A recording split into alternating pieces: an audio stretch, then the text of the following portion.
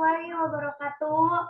Halo semuanya, sekarang kita nih ada konten podcast ngobar, yaitu konten bareng nih bersama saya, Dila, dan bersama bintang tamu kita yaitu dari alumni HMI Kompu Unpas bersama Kang Husnul Fuad. Nah nih Kang, kata pepatah kan ada yang mengatakan kalau tak kenal maka tak sayang nih. Nah, biar teman-teman kita semua kenal Akang nih, Akang Fuad ini siapa sih gitu? Boleh memperkenalkan diri Kang Fuad terlebih dahulu?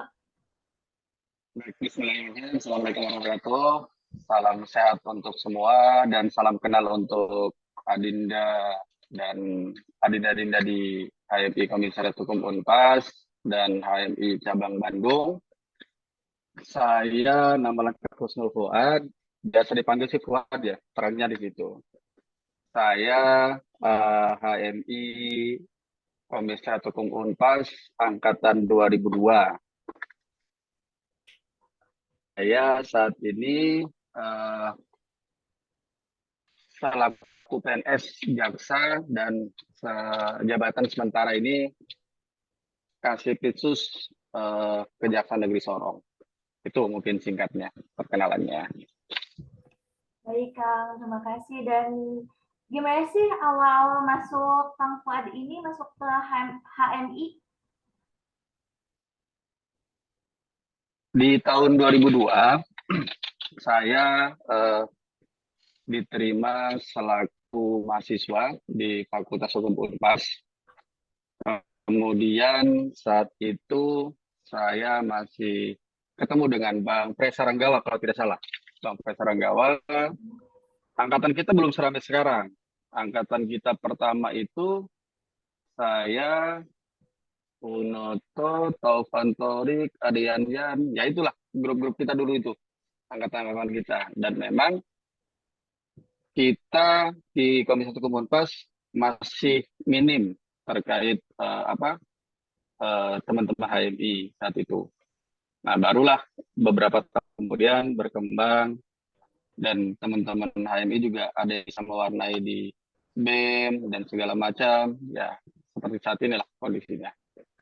Baru setelah itu, di beberapa angkatan kita di 2002 itu, ada yang jadi organisasi progordal juga. Saya nggak terlalu aktif di komisariat saat itu, karena memang saya juga jadi ketua umum organisasi daerah keluarga mahasiswa Tirta Yasa, teman-teman sarang dari Banten itu.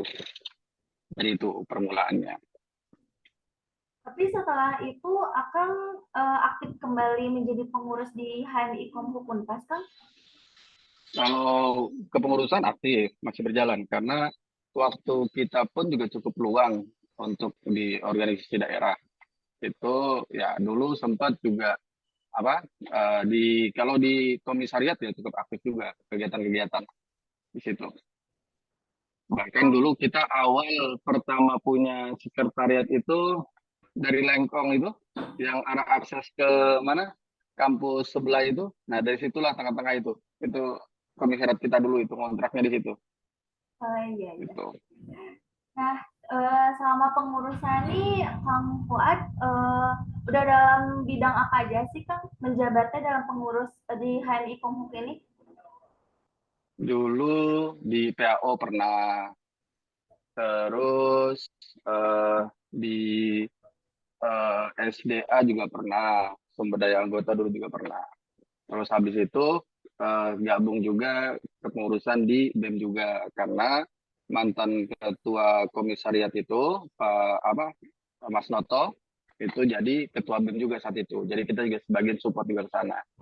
Dan saat itu ketua komisariat dipegang oleh Kang Tovan Torik itu yang di Lamongan. Tuh. Nah, selama jadi pengurus itu Abang tuh menjabat sebagai kabid atau sebagai yang lainnya? Kang, kalau boleh tahu. Kabid, kabid. Habis kabid saya fokus ke organisasi daerah di situ. Karena saya jadi ketua umum organisasi daerah malah yang lebih lama, sekitar 3 tahunan saya masuk jadi ketua umum organisasi daerah. Kalau dulu itu nama di dalam pengurusan HMI Komhuk Unpas itu ada apa aja sih, Kang? Atau ada perbedaan di dalam pengurusan itu nama-namanya? Kalau sekarang kan ada namanya PAO, PA, kekaryaan, PP, dan PU. Nah, kalau masa abang itu apakah namanya sama atau berbeda, Bang? Sama-sama. Ada perbedaan tuh paling ada tambahan aja yang perbedaannya. Kayak PA segala macam itu sama karena itu juga yang diadopsi ke BEM juga. Sebagian di kita itu diadopsi di salah satu bidang di mana di BEM Hukum Unpas. Nah, awal kita bisa akses masuk, dulu kita sempat bikin forum kajian hukum Unpas itu. Iya. Dan materi-materinya itu materi-materi training apa TAK, TAK training apa TRK kalau nggak salah itu sempat dimasukkan materi-materi itu dengan di forum kajian hukum Unpas itu dan pada saat itu lumayan booming juga begitu. Jadi lebih banyak kita bisa masuk di kampus dengan cara ya tadi kita nggak bisa langsung membawa HMI saat itu kita kemas dengan forum-forum kajian hukum di situ barulah kita bisa masuk di situ itu. Oh, jadi Nah, setelah eh, kalau HMI dulu tuh kan karena nggak semudah itu kan ya, Kang masuk ke kampus, jadi harus ada betul kajian-kajian yang iya. masih menyambung gitu dengan materi-materi perkuliahan kita gitu ya. Betul. Jadi kita memang cara akses masuknya kita bikin forum kajian hukum Unpas saat itu awalnya kajian berkaitan seputar hukum. Ya. Kemudian juga ada selipan-selipan materi-materi kita juga yang pada prinsipnya kayak semacam kemarin pernah bikin tema itu apa revolusi kesadaran pernah terus yang paling bikin awal boomingnya itu terkait dinamika kampus kayak diktator lah jual diktat di motor segala macam itu sempat dimuncul-munculkan itu apa tema-tema kayak begitu jadi ya disitulah kita bisa masuk di situ di Fakultas Hukum Unpas itu ditambah lagi memang Fakultas Hukum Unpas saat itu transisi dari Taman Sari ke Lengkong itu. Jadi dari kajian-kajian tersebut udah mulai banyak nih Kang yang mulai tertarik dengan HMI ini Kang. Ya dengan itulah makanya di kepengurusan apa di pengurusan selanjutnya untuk pengkaderan ya nggak seberat dulu gitu loh. Artinya orang dengan mudah melihat gitu. Dan jujur ya ketika di dunia kerja pun manfaat organisasi ya sangat terasa Mbak. Apa sangat terasanya? Saya masuk di Kejaksaan tuh 2010. 2010 yang mana di Kejaksaan sendiri kita bukan hanya ngomongin masalah bertindak selaku APH dan sisi penanganan saja gitu atau tindakan saja. Tapi kita juga ada upaya-upaya pencegahan kayak semacam menggalakkan sosialisasi anti korupsi, terus ditambah lagi di kejaksaan juga ada jaksa masuk sekolah, terus jaksa penerangan hukum segala macam. Kalau kita nggak terbiasa untuk berbicara di depan umum ya agak repot juga. Makanya saya bilang manfaat organisasi itu akan lebih terasa ketika kita masuk ke dunia kerja. Itu jauh lebih terasa. Bagaimana kita memanage, bagaimana kita bisa terbiasa komunikasi dengan uh, masyarakat, dengan mahasiswa, dengan anak-anak SMA dan segala macam. Itulah manfaatnya. Kalau untuk berbicara organisasi, khususnya di HMI, banyak hal yang bisa kita dapatkan, Mbak. Karena apa? Ya, di beberapa wilayah, selain di Bandung, saya pernah juga di Bali, di NTT, di Sorong. Dan saya agak sedikit lebih di beda juga ketika masuk Sorong. Karena HMI-nya meskipun tidak terlalu banyak, ada gerakannya konkret di situ.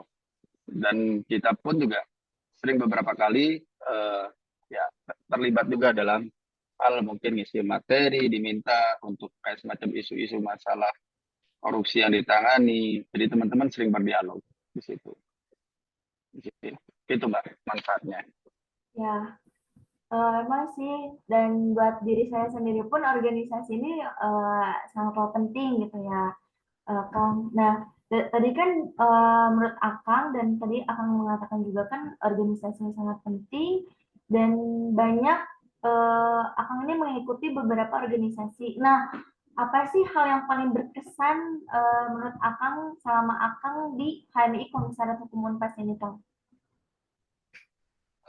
Untuk di HMI, kesan saya banyak, Mbak. Bagaimana kita dilatih untuk eh, bisa memacu untuk belajar yang di luar kampus ya, kayak semacam apa kajian-kajian dan memang kajian-kajian itu yang berkaitan dengan isu-isu yang ada gitu loh dan manfaat yang berkesannya itu. Yang kedua, bagaimana kita dilatih bagaimana kita dilatih untuk bisa memberikan pemahaman terhadap orang lain, kita bisa berargumentasi dan segala macam. Itu Pak, ya kalau ngomongin kesan ya Ya, di situ. Kalau dinamika kita dulu memang lebih ini ya Pak, lebih jauh lebih berbeda. Karena apa? Ya dulu HMI sulit untuk masuk tidak semudah sekarang untuk bisa masuk kampus gitu loh. Karena kita organisasi ekstra kampus gitu Pak. Terus dan manfaat saat ini ya dari sisi hukum ya kita selaku jaksa bagaimana bisa mampu juga untuk meyakinkan hakim. Makanya kalau kita sudah terbiasa dengan kita bertanya, bagaimana kita juga dilatih untuk memberikan materi, memberikan pemahaman terhadap orang lain, ya itu juga salah satu manfaat yang memang betul-betul sangat bermanfaat, gitu loh. Karena berbicara masalah proses sidang, kita bukan hanya berbicara masalah pembuktian, dan yang seperti yang kita tahu, sistem pembuktian di negara kita kan sistem pembuktian negatif tuh, ya, minimal 2 alat bukti, satu keyakinan hakim. Banyak alat bukti pun kalau hakim nggak yakin bagaimana? Nah, dari situlah benar manfaat banget. organisasi bagaimana kita mampu untuk meyakinkan hakim di situ. Dan kita juga pernah diajarkan bagaimana manajemen konflik, bagaimana manajemen yang lain kan begitu. Nah, itulah bagaimana kita bisa mendapatkan pemahaman, pengetahuan untuk proses lobby dan segala macam. Di lobby itu kan ada sekaligus bagaimana kita bisa mengemas tata bahasa yang bisa betul-betul menimbulkan keyakinan. Itu manfaat-manfaatnya, Pak. Benar sekali, Kang. Jadi memang di dalam organisasi HMI ini memang sangat unik ya, Kang. Ada Unik. berbagai macam cara untuk melobi dengan cara yang halus gitu, bukan dengan cara yang sarkas gitu Uh, ya, Kang. konteks lobbynya bukan konteks lobby negatif ya. Iya, Artinya apa? secara positif. Kita bisa melihat problem permasalahan ini sebenarnya apa sih, kan Ya, begitu benar, Kang. di situ. Terus yang kedua kita bisa belajar juga tentang eh, teori-teori yang memang eh, dijadikan bahan kajian juga. Dan memang ketika kita menghadapi problem kemasyarakatan, oh ini. Jadi banyaklah manfaat-manfaat yang bisa kita eh, ambil. Dan memang terasanya bukan saat ini Mbak jadi mahasiswa, bukan. Nanti setelah Mbak masuk ke dunia kerja, disitulah akan terlihat perbedaan mana yang pernah berorganisasi, mana yang tidak. Itu jauh berbeda. Karena kalau di istilah di polisi itu ada gelar perkara, di kita juga ada semacam ekspos semacam itu. Nah, kita pernah berorganisasi, kita pernah belajar dan pernah melihat bagaimana kita memberikan kajian. Nah, di situ kita akan bisa belajar. Oh, begini polanya untuk bisa lebih mudah dimengerti. Di situ manfaatnya, Pak. Di situ. Ya, Kang. Pasti setiap angkatan pun dari alumni-alumni HMI Unpas tuh memiliki kesan dan pesan yang berbeda ya, Kang, setiap angkatannya. Nah, nih Kang, tadi kan kita membahas kesan-pesan dari Akang selama menjadi pengurus di HMI Unpas. Nah, ada nggak sih pengalaman Akang yang paling konyol gitu di selama menjadi pengurus di HMI Unpas? Oh, banyak, Mbak. Konyolan kita angkatan Nah, 2002 itu lebih ngawur-ngawur, Pak. Itu aja di situ. Lebih ngawur-ngawurnya apa? Ya, bagaimana ya? Eh, saya bukan membanggakan angkatan ya, Mbak ya. Tapi memang kita memang nggak ada jarak antara satu sama lain, gitu loh. Dan alhamdulillahnya yang sampai saat ini, ya kita masih komunikasi Mbak satu sama lain. Hmm. Satu sama lain dan memang kita nggak pernah lepas meskipun ya cuma kelakar segala macam ya nggak ada jarak lah baik kita tuh kalau nggak menghina saudara sendiri tuh bukan saudara itu namanya Ya, begitu yang konyol-konyol itu kacau kadang kita nggak pernah mempersulit diri mbak kadang dengan teman ngobrol tuh dengan satu angkatan tuh dengan pengurus tuh kalau untuk rapat agak susah kalau hobinya PS yuk kita main PS sambil ngobrol sudah lah itu dan main PS itu bukan masalah jago mbak mental. Nah, di situ juga hina-hinaannya memang ngeri-ngeri, Mbak. Kalau masuk angkatan-angkatan kita tuh, Mbak, di situ. ya kayak Makanya masih agak keras-keras ya. ya masih menurun kayaknya Kang sampai sampai saat ini. Masih menurun lah ya. Iya, jadi Iya, kalau main game atau main apa, kita diskusi apapun, bukan masalahnya eh, jago atau tidaknya, iya benar. tapi yang dibangun tuh mental dulu, Mbak, di situ. Itu. Iya, mentalnya Nah, sangat dibutuhkan ya, mental nah, yang sangat besar gitu itu. untuk kayak melakukan pertandingan itu pasti bukan menang Ah, kalahnya tapi mentalnya terlebih mental, dahulu ya mental, kan. Mbak. Memang mental ini satu. Yang keduanya, Mbak, yang kedua, ada yang sesuatu manfaat yang tidak akan pernah disadari. Apa yang tidak bisa disadarinya ketika kita melihat perbedaan pada saat kita di organisasi, ketika pandangan hukum kan semua orang berbeda-beda dari sudut Ya, pandangnya bagaimana kajian-kajian untuk menyelesaikan permasalahan hukum yang ada kan gitu. Nah, kalau seandainya kita sudah biasa berorganisasi, kita nggak alergi dengan perbedaan. Ketika kita debat di sidang pun nggak baper gitu loh. ya Kalau benar-benar. memang sidang, ketemu dengan pengacara, saling karena peran kita masing-masing, jaksa punya kewajiban untuk membuktikan, PH juga punya kewajiban untuk memberikan pemahaman ke ininya juga, otomatis perbedaan-perbedaan sudut pandang itu kan juga hal yang biasa gitu loh, baik di dalam organisasi yang kita geluti sendiri maupun ketika berhadapan dengan pihak lain.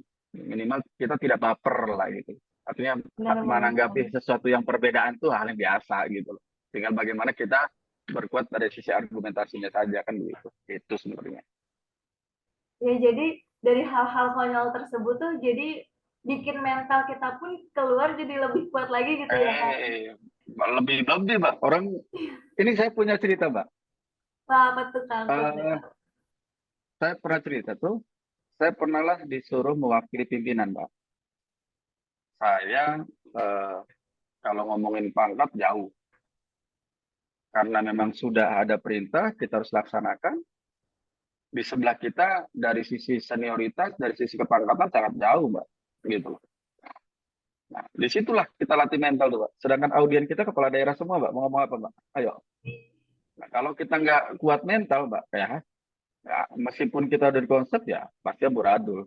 Gitu loh. Tapi karena kita udah terbiasa dengan hal-hal konyol dulu, bagaimana kita perbedaan pandangan yang diserang bukan masalah pemahaman kitanya, tapi mentalnya. Ya itulah dilatih mentalnya itu, Mbak. Di situ. Bener Itu banget salah Kang. satunya.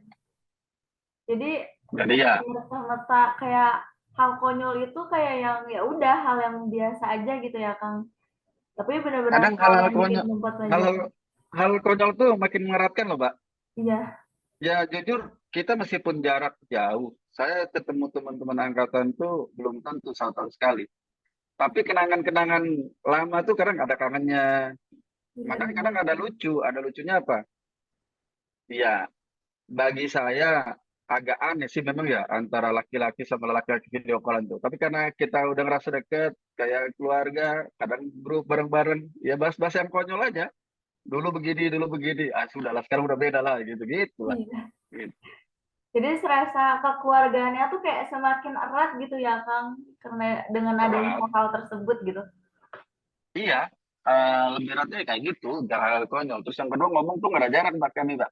Kalau kami ngomong nggak ada jarak sama sekali.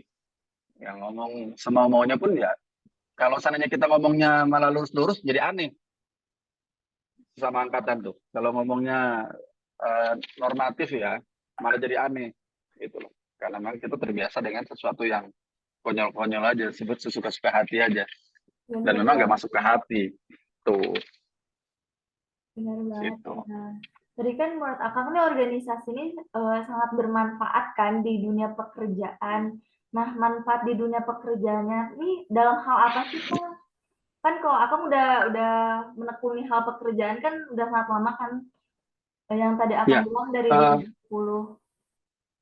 kalau gambaran di saya, kalau gambaran di saya itu, kalau untuk di saya ya, secara pribadi, dan saya juga selaku seorang jaksa, ya tadi apa yang saya sampaikan. Pertama, ketika kita lagi menangani permasalahan, otomatis permasalahan hukum misalnya yang kita tangani, dan kebetulan saya juga selaku Kasipitsus, otomatis ketika kita menerima laporan, kita melakukan pemeriksaan, habis itu kita coba untuk uh, expose dengan teman-teman dari sudut pandang teman-teman seperti apa.